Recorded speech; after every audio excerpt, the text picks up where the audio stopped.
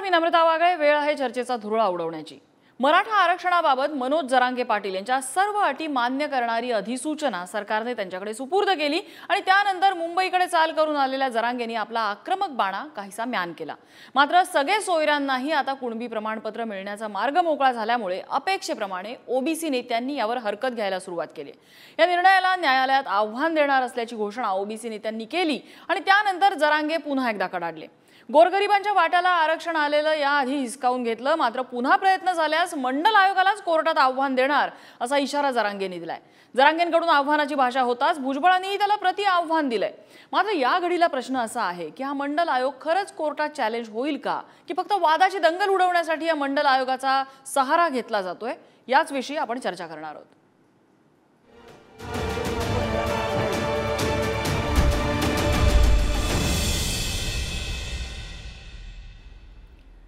आणि याच संदर्भात चर्चेसाठी आपल्यासोबत असणार आहेत मराठा आंदोलक योगेश केदार, ओबीसी आरक्षणाचे अभ्यासक हरिभाऊ राठोड आपल्यासोबत असतील आणि ओबीसी महासंघाचे बबनराव तायवाडे आपल्यासोबत आहेत.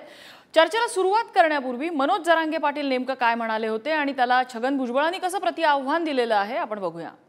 तुम्ही आमच्या गोरगरिबांच्या पोराच्या अन्नात माटी काढायला निघता दरवेळेस. पहिल्या वेळेस आरक्षण मिळालं 12-13%, त्यावेळेस तुम्ही चॅलेंज केलं, मराठ्यांच्या पोराचं तुम्ही वाटोळ करून टाकलं. आम्हाला काय द्यायचं म्हणलं की तुम्ही लगेच हे करता. सारथीला महामंडळाला काय दिलं अण्णासाहेब पाटलाचं की लगेच तुम्ही विरोध करणार.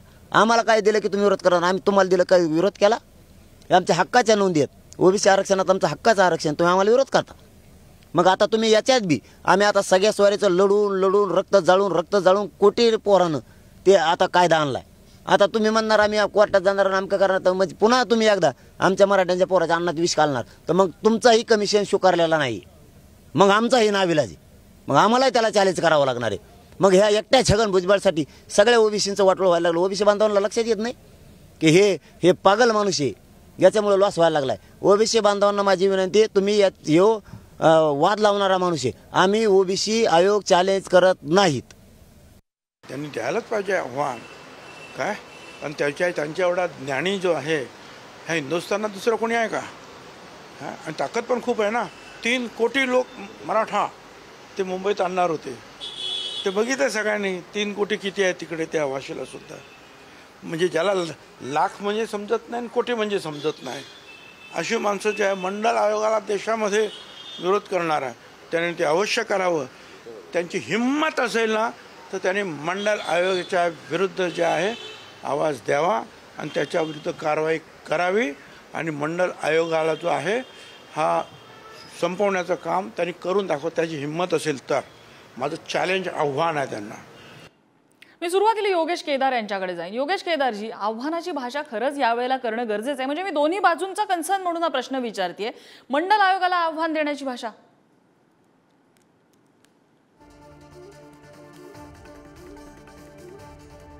मंडल आयोगाला आव्हान देण्याचं काम 1990ला इंदिरा साहनी या वकिलांनीच केलेलं होतं. बरं.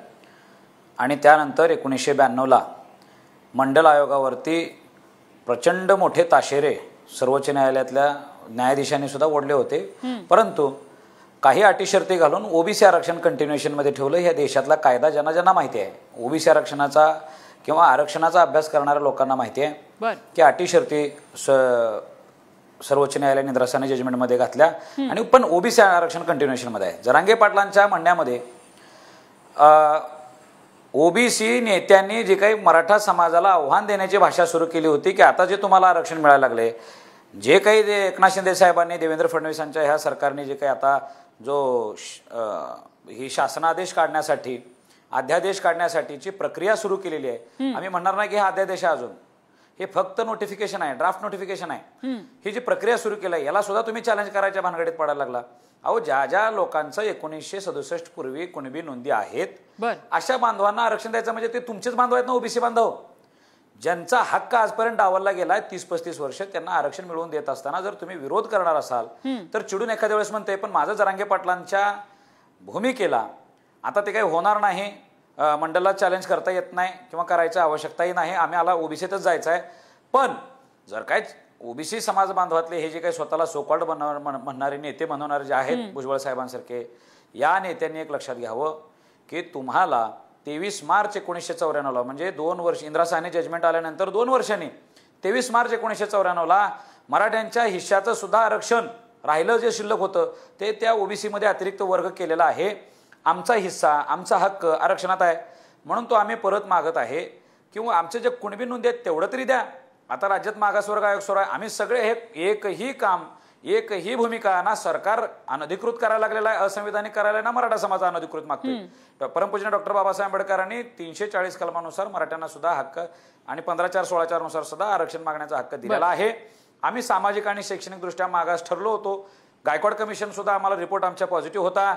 पण त्या काळातल्या सरकारनं 50% वरचं आरक्षण दिल्यामुळे त्या काळात आरक्षण टिकलं नाही. ते एक्स्ट्रा ऑर्डिनरी सर्कमस्टन्सेस क्रिएट झाल्यात. हे सिद्ध करण्यामध्ये महाविकास आघाडी सरकार त्यावेळेस असक्षम झालं म्हणून टिकलं नाही.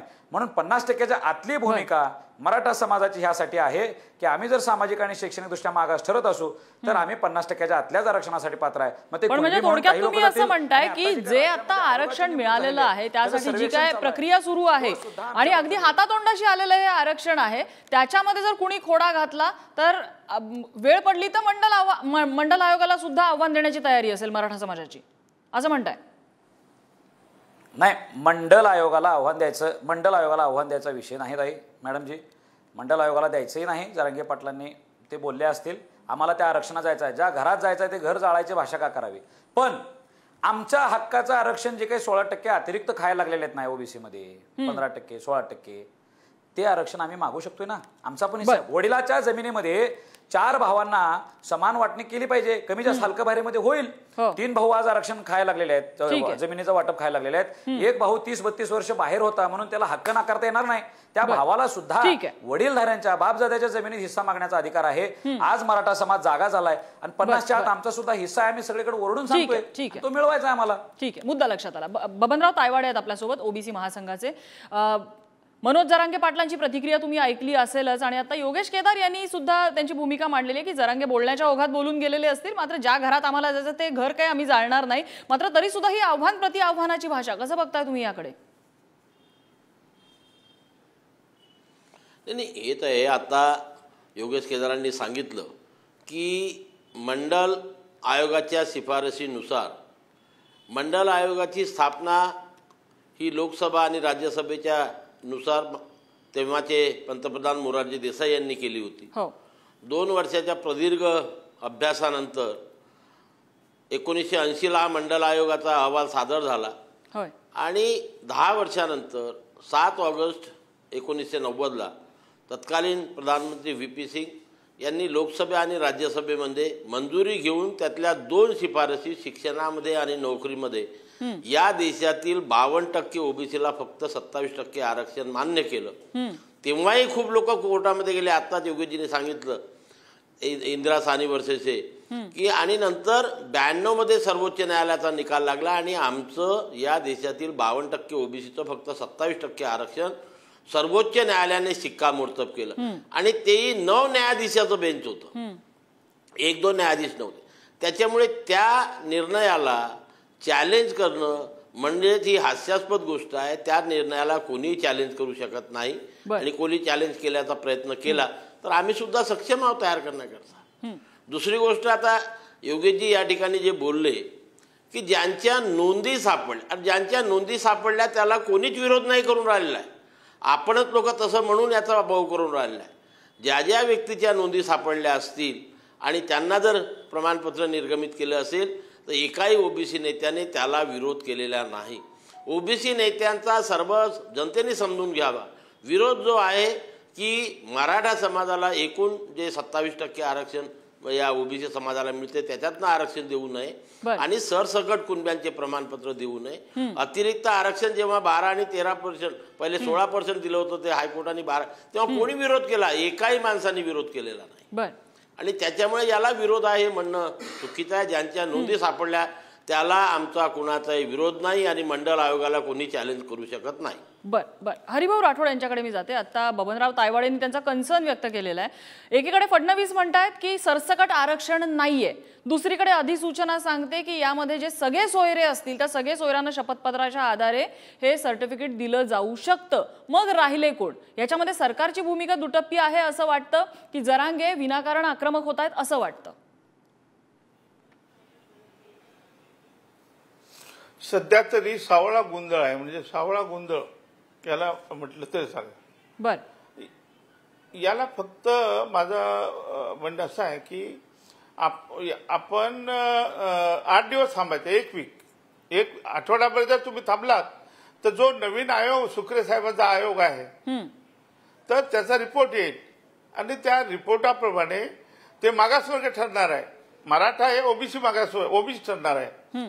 त्यानंतर त्यांना ओबीसी मध्ये टाकावं लागेल आणि ओबीसी मध्ये टाकल्यानंतर सब कॅटेगरेशन करावं लागेल, त्याला उपवर्गीकरण करावं लागेल, ज्याला आपण आता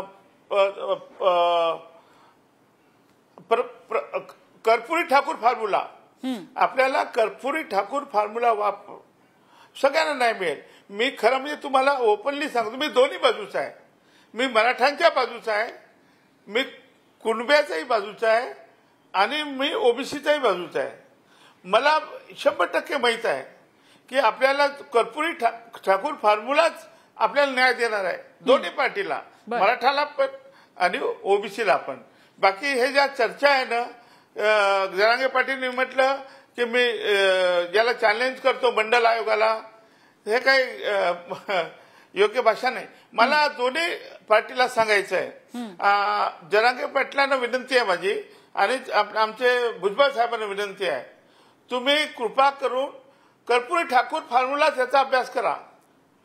आता आपल्याला जे 27% आरक्षण आहे ते आपल्याला वाढवता येईल.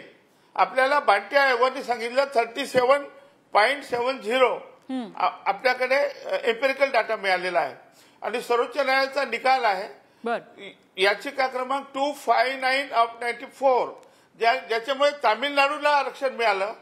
त्याच याच्यामध्ये असं म्हटलं आहे, मान्य सर्वोच्च न्यायालयाने म्हटलं आहे की जर तुमच्याकडे एम्पिरिकल डाटा असेल तर तुम्ही 50च्या वर देऊ शकता. आता आपल्याकडे काय झालं आहे की 27% आरक्षण आहे ते आपण 38% करू शकतो, म्हणजे एकूण आरक्षण आपलं होईल 58%. 58च्या पुढे जाता येत नाही. पण 8 दिवसानंतर जेव्हा तुमच्याकडे मराठा समाजाची लोकसंख्या येईल, ते जे पर्सेंटेज येईल ते त्याच्यात आणखी मिळवता येईल. म्हणजे आपलं आरक्षण 58च्या नंतर जी लोकसंख्या मराठा समाजाची मिळेल तेवढी पर्सेंटेज परत वाढवता येईल आणि त्याच्यानंतर वाढवल्यानंतर कर्पुरी ठाकूर फॉर्म्युला, वसंतराव नाईक फॉर्म्युला, मान्य शरद पवार फॉर्म्युला, हरिभाऊ राठोड फॉर्म्युला आणि इंदिरा जस्टिस रोहिणी आयोग फॉर्म्युला, एवढे फॉर्म्युले तुमच्याकडे तयार आहे. महाराष्ट्राने सब कनेक्शन केलं आहे. अरे महाराष्ट्राचं उदाहरण घ्या. थोडक्यात राठोड सर, तुम्ही असं सांगताय की कुठचाही आताताई निर्णय किंवा आताताई वक्तव्य आता करण्यात पॉईंट नाहीये, थोडा वेळ द्यावा लागेल. योगेश केदारांना काही मुद्दा मांडायचा. योगेश केदारजी. हरिभाऊ राठोडांच्या या भूमिकेला आमची कंडिशनल मान्यता असेल. आमचं असं म्हणणं आहे, ते विजय वडेट्टीवार साहेबांनी सुद्धा आंतरवालीमध्ये गेल्यानंतर एक भूमिका मांडली होती. ते त्यावेळी वेळेस म्हणाले होते की मराठा समाजाला ओबीसीमध्ये घ्यायला आमची हरकत नाही, पण ओबीसीचा कोटा वाढवा, असं त्यांनी सिंपल भाषेत केलं होतं. आम्ही त्याही वेळेस कंडिशनल बोललो होतो की आधी आमचा ओबीसीत समावेश करा, मग आपण सगळेजण मिळून ओबीसीचा कोटा वाढवण्यासाठी प्रयत्न करू आणि आपल्या महाराष्ट्रातलं सगळं जातींचं समीकरण बघून आपली संख्या मोजून त्या प्रमाणात आपल्याला आरक्षण जर घेता येत असेल तर ते घेऊया.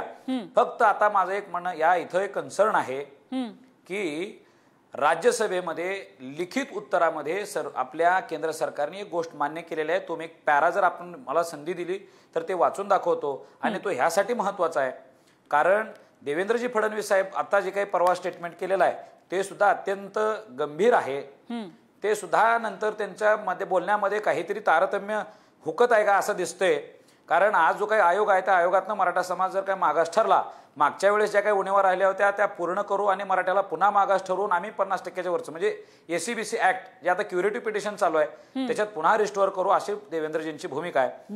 पण आज देवेंद्रजींचं जे काही म्हणणं आहे त्याच्यामध्ये आणि केंद्राच्या भूमिकेमध्ये जी तफावत आहे ती तफावत तुमच्या टीव्हीच्या माध्यमातून समोर आणण्याची जर आपण परवानगी दिली तर ते मांडण्याचा प्रयत्न करेल. आणि तो जो काही सुप्रीम म्हणजे पार्लमेंटमध्ये जे काही केंद्र सरकारने जे काही उत्तर दिलेलं आहे त्या बाबतीतलं हे आहे. आता मॅडम जे हा जो काही आज मंडल कमिशनच्या अनुषंगानं जो काही विषय चाललाय आणि ह्यातनं इंदिरा साहनी जजमेंटचा आहे, फक्त हा पॅराग्राफ वाचावा.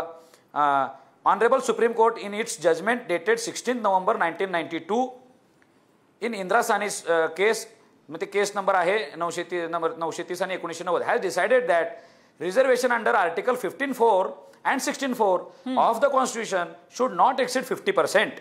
म्हणजे 15(4) आणि 16(4) ह्याच्यामध्ये 50% पुढे आरक्षण गेलं नाही असं कोण म्हणालं? इंदिरा साहनी जजमेंट म्हणालेला, इंदिरा साहनी देता येत नाही. The total reservation given to schedule caste, schedule tribe and OBC under these articles does not exceed 50%. म्हणजे आता ह्याच्यानंतर SC, ST, OBC यांचं 50% वर देता येणार नाही. आता तिसरं वाक्य अत्यंत महत्वाचं आहे, जे आता राज्याला आणि माहिती पाहिजे आणि जे क्युरेटिव्ह पिटिशनचे जे काय दावेदारी करायला लागले त्यांनाही कळावं, देवेंद्रजींनी बघावं. The reservation given to economically weaker sections, म्हणजे आज जे काय म्हणतात की नाही इकॉनॉमिकल सेक्शन विकर सेक्शन 10 मिळाले पण 50-60 काय नको, मग त्या आरक्षणाची मर्यादा का वाढवायला नको, त्याच्यात अनुषंगाने हे मुद्दा आहे.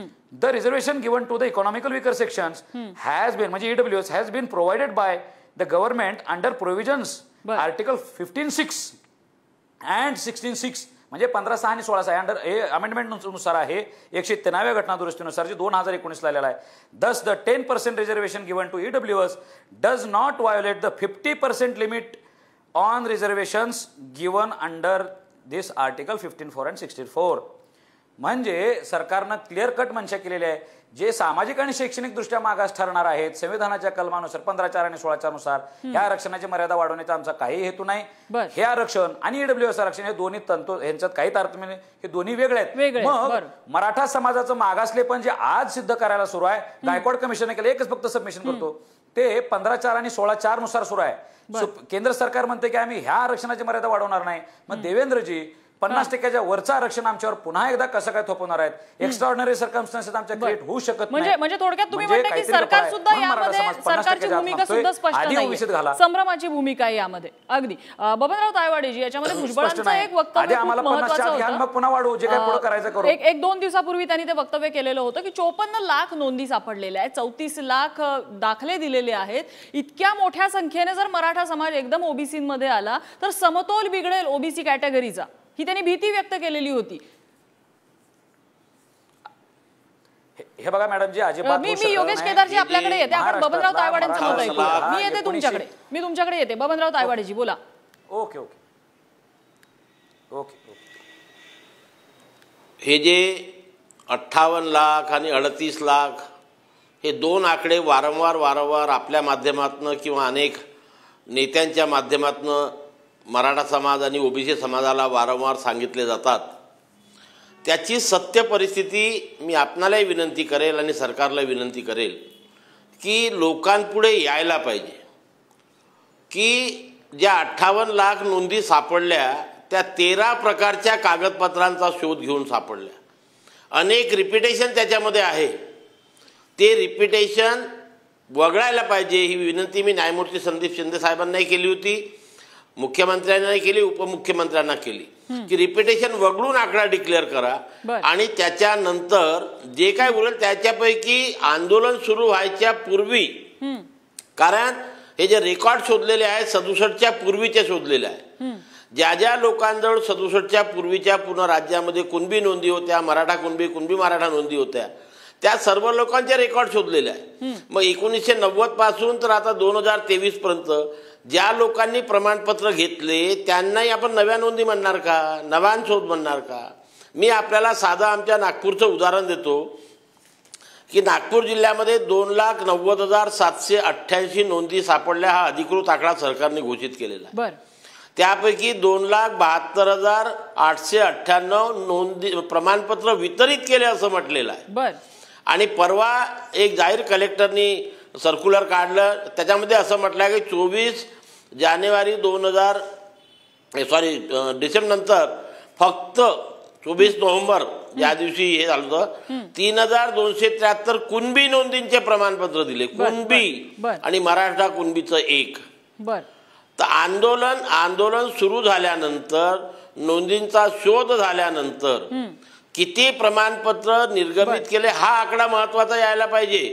37 लाख, 37 लाख, 38 लाख एवढे प्रमाणपत्र काही नव्यानं. कदाचित आधीच ज्यांच्याकडे प्रमाणपत्र आहेत त्यांच्या ह्या नोंदी असू शकतात, संभ्रमात टाकून राहिले. ठीक आहे ठीक आहे ठीक आहे, महत्वाचा मुद्दा आहे. माझा योगेश केदारांना थोडक्यात प्रश्न आहे, मग मी हरिभाऊ राठोडांकडे जाईल. 1 महिन्यापासून सांगतो की 99.99% नोंदी जुन्या आहेत. ठीक आहे ठीक आहे, मुद्दा लक्षात आला. योगेश केदारजी, या सगळ्यामध्ये एक प्रश्न असा आहे की म्हणजे आता आपल्याला बाळासाहेब सराटेंची याचिका सुद्धा माहिती आहे, ओबीसी आरक्षणाला आव्हान देणारी याचिका आहे. अशा प्रकारच्या याचिका जर पडत असतील कोर्टामध्ये तर ओबीसी समाजाने त्यांच्या मनात जर इन्सिक्युरिटी असेल आणि त्याच्याबाबतच्या याचिका दाखल केल्या तर बिघडलं काय? न्यायालयीन लढा होईलच की. हे बघा, मराठा समाज हा परमपूज्य डॉक्टर बाबासाहेबांच्या संविधानानुसार आरक्षणाचा हक्क मागतोय. आम्ही 1902 ला आरक्षणात होतो, 1931 ला ब्रिटिशांनी जनगणना केली, त्याही वेळेस आरक्षणाच्या यादीत समाविष्ट होतं, 1935 लाही होतो, 1953 ला काकासाहेब कालेलकर आयोगानं जे काही शिफारसी केल्या होत्या किमान मराठवाड्यातल्या मराठ्यांच्या संदर्भानं तरी काही शंका नव्हती, आम्ही आरक्षणात असतो. 1967 ला असं काय झालं मराठ्यांना तुम्ही बाजूला केला? बरं, आपण सगळेजणच पारतंत्र्यात होतो, कोण इथं सत्ताधारी होता? बरं, 1953 ला कालेलकर कमिशन जर काही मराठा समाजाला आरक्षणात घेत असेल तर त्यावेळेस आमचे आमदार खासदार पण जास्तच होते ना त्या काळात सुद्धा, कुठं कमी होते? 1902 ला मराठा समाज आरक्षणात असेल तर त्यावेळेस आमच्या बापजात्याच्या जमिनी जास्त होत्या. सामाजिक आणि शैक्षणिक मागासलेपणानं आम्ही जर पात्र असेल तर तो आमचा हक्क आहे आणि तो हक्क आम्ही मिळवण्यासाठीचा आमचा हा लढा आहे. मॅडम जी, आज काही ओबीसी बांधवांनी महाराष्ट्राला एक कळलं पाहिजे की जे सदावर्ते नावचे जे कॅरेक्टर आहेत, या सदावर्तेंना मागच्या केसच्या वेळेस उभा करण्यामध्ये भुजबळ साहेबांच्या समता परिषदेचा आणि फंडिंग करण्यामध्ये समता परिषदेचा प्रचंड मोठा रोल आहे. एवढे पैसे त्या यांच्याकडे कुठून आले हो? समता परिषदेच्या माध्यमातून त्यांच्या मागे ताकद लावली. का बरं? याचं कारण आहे, कळलं पाहिजे राज्याला. कारण सर्वोच्च न्यायालयामध्ये जे काय आरक्षणाची याचिका केली होती त्यावेळेस जर काही सर्वोच्च न्यायालयानं मराठा समाजाला सामाजिक आणि शैक्षणिक मागास आहे असं जर मान्य केलं आणि पुन्हा जर डायरेक्शन दिलं की यांना 50% आत का नाही घातलं, वरचं का आरक्षण दिलं, तर मराठा समाज आपोआप आरक्षणात आला असता. म्हणून हे टाळण्यासाठी या लोकांनी सदावर्ते संशोधनाचा मुद्दा आहे आणि अनेक प्रश्न उपस्थित होतील आणि ज्यावरनं चर्चा पुढे होत राहील. हरिभाऊ राठोड, माझ्याकडे शेवटची 30 सेकंद आहेत. या सगळ्यामध्ये या क्षणाला मराठा ओबीसी समाजाने काय करायला हवं, अगदी थोडक्यात? ज्याच्याकडे सोल्युशन आहे त्याला फक्त 30 सेकंद मिळाले तर कसं? बोला बोला सर, बोला. आपल्याला सांगतो मॅडम, हे जे आपण गुलाल उधळला तो कशाचा उधळला की संपूर्ण मराठाला आरक्षण मिळालं. आणि त्यानंतर जरांगे पाटील सांगितलं आता 50 लाख जरी नोंदी मिळाल्या असत्या तर मल्टिपल चेन निर्माण होईल, आम्हाला 2-2.5 कोटीपर्यंत त्यांना दाखले मिळणार आहे. बरोबर आहे त्यांचं, नक्कीच मिळणार. मी तर म्हणतो जवळपास 100% लोकांना दाखले मिळणार आहे. आणि आमचे बबनराव तायवाडे काय करतात, आधी ते कुठल्या तरी सभेमध्ये मी हातपाय तोडील, कुराड काय, आणि आता पलटूराम आहे ते आता पलटले, आता ते त्या बाजूने झाले. आणि माझे योगेश केदारजी त्यांनी सांगितलं 16/4 प्रमाणे 15/4 प्रमाणे सांभाळून बोला, न्यायालयाच्या निर्णय 50%च्या वर देता येत नाही. काय नाही, मुद्दा या सगळ्यामध्ये असा आहे की आव्हान प्रति आव्हानाची भाषा आता या क्षणाला करणं किती योग्य आहे. कारण सगळीकडे जसं आपल्या आता चर्चेमध्येच अनेक मान्यवरांनी सांगितलं की आकडा असेल किंवा आरक्षणाची अधिसूचना असेल, सगळ्याच बाबतीमध्ये संभ्रमाचं वातावरण आहे. मुद्दा एवढाच आहे की या संभ्रमाच्या धुक्यामध्ये हातातोंडाशी आलेला घास, गोरगरिबाच्या फायद्याची गोष्ट ही हातून निसटून तर जाणार नाही ना, केवळ राजकारणाच्या नावाखाली, याची काळजी दोन्ही समाजांनी घेणं या क्षणाला गरजेचं आहे. या चर्चेसाठी सगळ्या मान्यवरांनी वेळ दिला, सगळ्यांचे आभार. आज चर्चेचा धुळा इथेच शमलेला आहे. उद्या नवीन विषयासह पुन्हा भेटणार आहोत. पाहत रहा पुढारी न्यूज.